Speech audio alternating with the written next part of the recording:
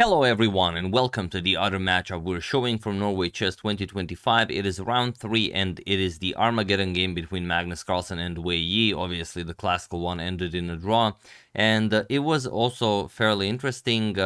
Magnus was a little bit better, but Wei Yi was gaining a lot of activity, and at some point Wei Yi decided to not pursue more because he could have activated one of his rooks, but he decided to keep it simple and decided to go immediately into Armageddon. Basically, they played a couple of more moves, but nothing too serious. So let's check it out.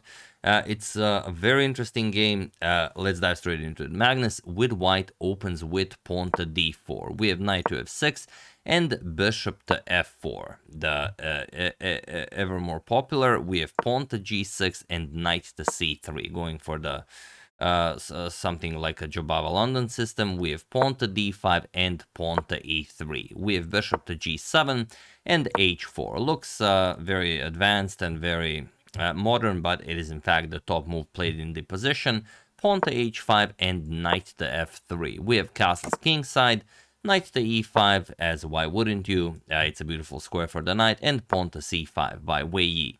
Queen to d2, we have bishop to f5 and pawn to f3, nicely controlling the bishop and also the knight on f5.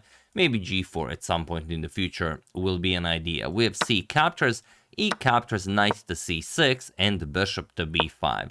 And there is a game found in the database where knight to b4 was played, but here we have knight captures on e5, and it is now, as of move 11, that we have a completely new game. So Magnus captures with the d pawn.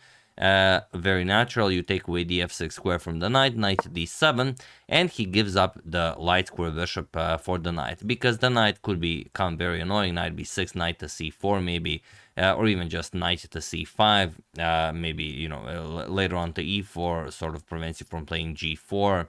Anything is possible. So Magnus decides to capture it. Bishop captures, we have queen captures, and castles kingside by Magnus. And of course, as this is Armageddon, Magnus must win. If it's a draw, Wei Yi wins the match. We have rook 8 to c8, and Magnus now plays queen captures on d5, and this is a little bit of an issue for him, as Wei Yi has a very, very interesting move. Do you see what interesting move this is?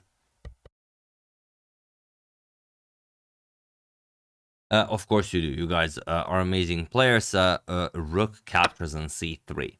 And okay, it's you know, we see this a lot of times in, for example, the Knight of the Grunfeld. It's not uncommon to sacrifice the rook for the knight on c3, and you have to trade queens here. Accepting with b captures on c3 doesn't really work.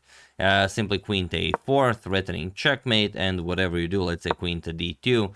Queen a3 check, king to b1, and now rook c8 with some rook c6, rook b6, also bishop to e6 is coming, and there is no way to hold this position with white. So Magnus's hands are forced here. He has to go queen captures on d7, and now he allows the windmill action. Rook captures on c2 check, king b1 only move, and rook captures on g2, discovery from the bishop, and the queen will fall, so Magnus might as well mess up Wei Yi's pawn structure. We have captures, and now rook coming all the way to d7. And now, okay, e7 is undefended, b7 is undefended, later on maybe a7. So Magnus's rook has quite a lot to do here, but for the moment he is down a pawn. And Wei Yi should definitely play e6. It's just a nice safety move, and then when Magnus captures on b7, then you activate with rook c8, rook to c2, and he doubles up on the second rank. But this is Wei Yi we're talking about. This man does not count pawns. He goes rook to c8 right away. And okay, Magnus captures on e7, and now, okay, now rook c2 immediately isn't really all that impressive. Now Magnus will just capture on b7, and the pawn is defended. So there's not all that much for those rooks to do there. So rook to c4 first, putting pressure on the bishop, and if the bishop moves, you're going to go after the h4 pawn, and bishop back to c1. For the moment, the pawn is nicely defended by the rook, and the bishop serves nicely on c1 as another defender of the b2 pawn. And Wei just goes pawn to b5. Not so much to defend the pawn, I believe, but he doesn't want the rook from b7 to have access to b2 to serve as a defender. We have rook to d1 by Magnus. And again, there are a couple of nice moves that you can play, like a3 rook captures on a7, even pawn to f4, just prevent this rook from having access to the h4 pawn. Then maybe later on, okay, bishop to h6 will be annoying, but yeah, you have to play something. Magnus played rook to d1. He also wants to double up on the 7th rank, and now he plays rook captures on h4. Again, it's not about the pawn, it's just about having access to, well, you know what, I don't want to say it because might spoil the pause the video moment. So Magnus goes rook to d8 with check, king to h7, and now he should play, again, I'm not going to spoil it, Magnus played rook captures on f7, which makes perfect sense. He prepares rook d7 to go after the bishop. He clears the path for the passed e-pawn to be pushed forward, but there is something he missed. What did he miss here?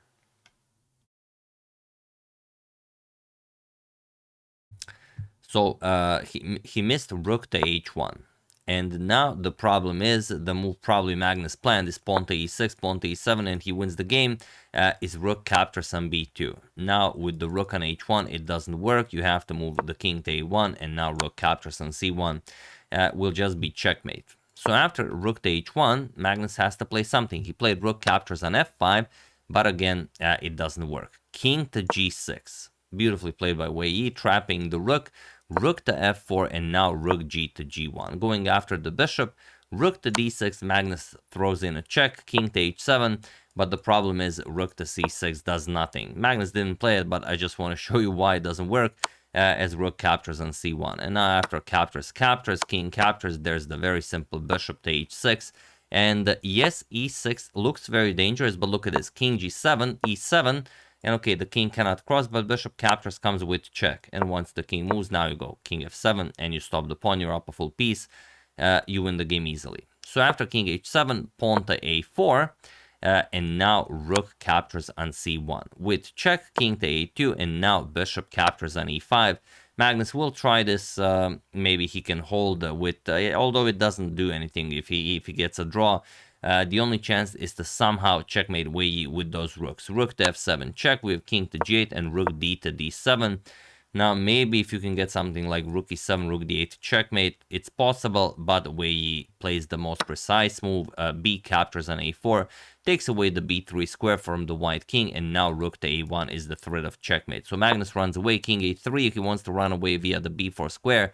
Wei Yi says not today. He plays rook to c4, which is the fastest way to win with black, and he was in this position on move 32 that Magnus Carlsen resigned the game, as there is nothing more to be done here. So Wei Yi even wins with black in Armageddon. Absolutely spectacular. So Wei Yi was correct when he said that it's going to be an interesting game against Magnus today. This was quite an interesting game. So yeah, Magnus loses his second Armageddon in a row here in Norway. Out of the 100% Armageddons that he played, he lost all of them. We'll see how it goes in the next rounds. Maybe he should definitely work harder in classical time section if Armageddon is not working. But yeah, here you resign. There's no defense. Rook to a1 will be checkmate, and even if you go back with king to a2, then anything wins. Rook to c2, go after the b2 pawn. Even if Magnus defends it, you can still capture. Rook captures, and after rook captures, king captures on f7. Remember, you are up a full bishop. So that's pretty much it. So yeah, after rook c4, Magnus resigned. Wei Yi wins, and well, a spectacular victory for Wei Yi with the black pieces against world number 1 Magnus Carlsen. And yeah, we'll see what happens in round 4, but we will also check the third game of the matchup, Fabiano Caruana versus Arjun Ergaisi. Also looking very much forward to showing that one, and only then will we check out the standings and see what's waiting for us in round 4. That's the game. Hope you guys enjoyed it. Beautiful play by Wei Yi, as usual, you know, I always say. I would like to thank Nidhi Kumar, Marcus Shib, Mariusz Klimek, Zeni, and Juan for your contribution to my channel. Thank you a lot. I really appreciate it. As usual, you can check 2 of my previous videos here. Thank you all for watching, and I will see you soon, continuing to check up on your wonderful suggestions, but mostly covering Norway chess until it finishes. Thank you all. I will see you soon, and have an excellent rest of your day.